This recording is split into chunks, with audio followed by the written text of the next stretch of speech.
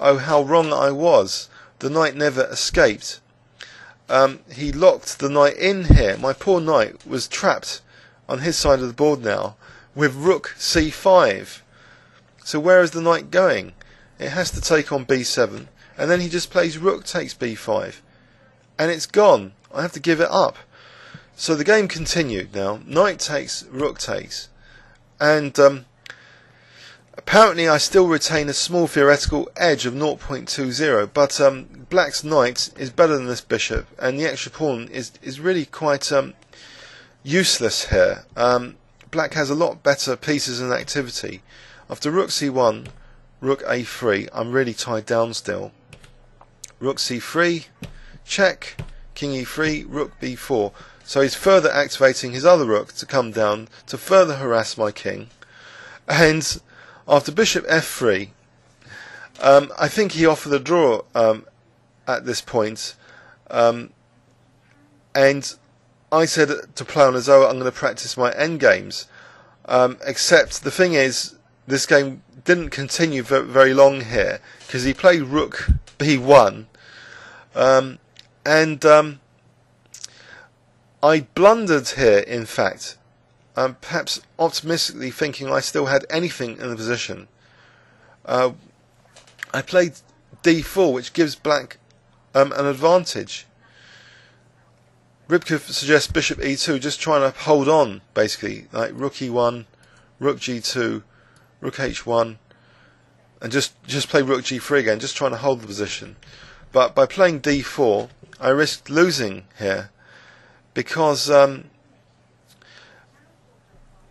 well, before I carry on though, to explain though, I offered a draw with d4, another well-timed draw offer, and thankfully he accepted. He looked at his watch and didn't fancy playing on for much longer, so he just accepted the draw.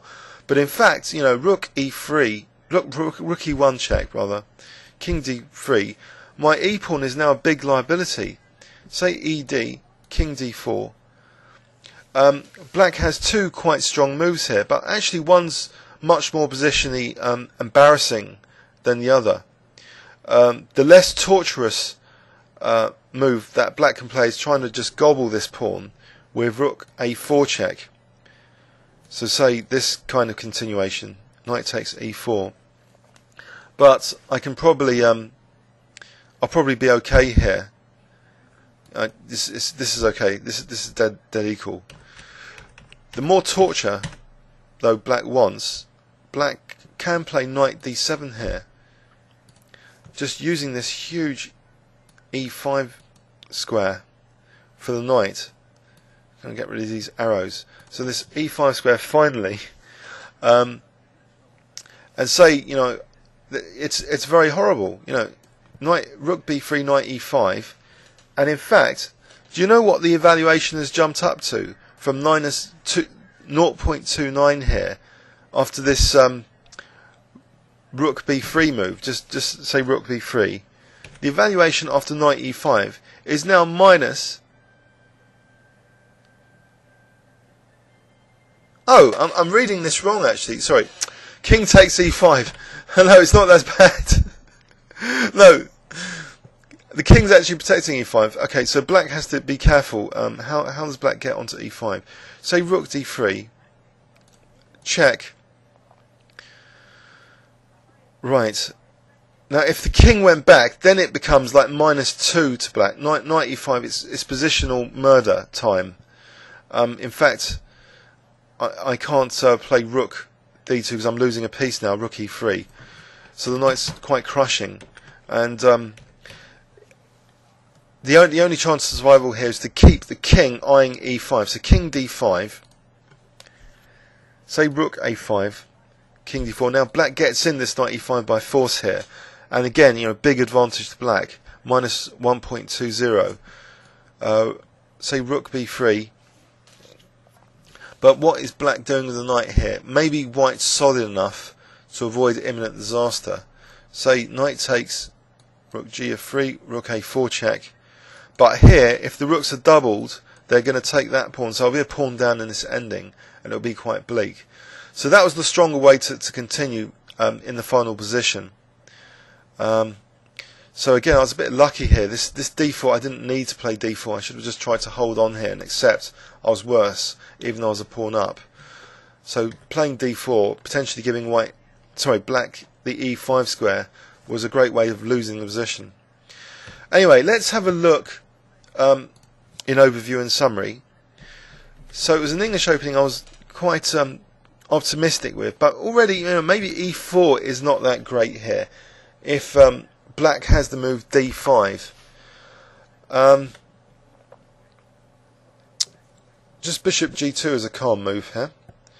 Let black play that solid like d5, and this kind of position is a different game. But I played e4, and we're committed now. White's committed to this Maroczy bind kind of thing. But the problem with the Maroczy bind is, black can often break out with d5. But not only that, the dark squares could become weak. Especially d4. And we saw that black was playing on that theme with some, interesting moves, like this knight h5, provoking f5, and now this bishop h6. Seemingly, disregarding the king safety issue. But the king was never in real danger, it seems, the way I played it anyway. So queen h6, so this queen f6 move. But here I missed, a good move maybe here is, as well as these queen retreats, maybe just f takes g6. He said he was expecting that. After queen g6, I do retain an advantage here. I've at least isolated the h pawn. Say queen h4 here, and the knight's kind of passive. Maybe there's a small advantage for white here. So anyway, the queens came off the way I played it after this g5, and it seems this amazing piece sacrifice, looking at where my pieces were geared up to. And I missed the opportunity of playing some d4s here, especially after this bishop d7.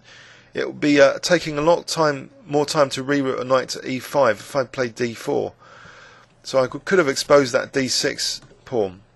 But instead, I follow this more routine king attack plan, not factoring in this amazing piece sacrifice. So black's two rooks and knights became incredibly activated, and in conjunction with that threatening pawn, I was in real trouble, to coordinate my pieces in any meaningful way. I ended up losing the knight and drifting into this inferior endgame, a pawn down, where I could only hope to just draw it with bishop e2. Fascinating encounter. I hope there's some things which are instructive in there. Please leave any comments on YouTube. Thanks very much.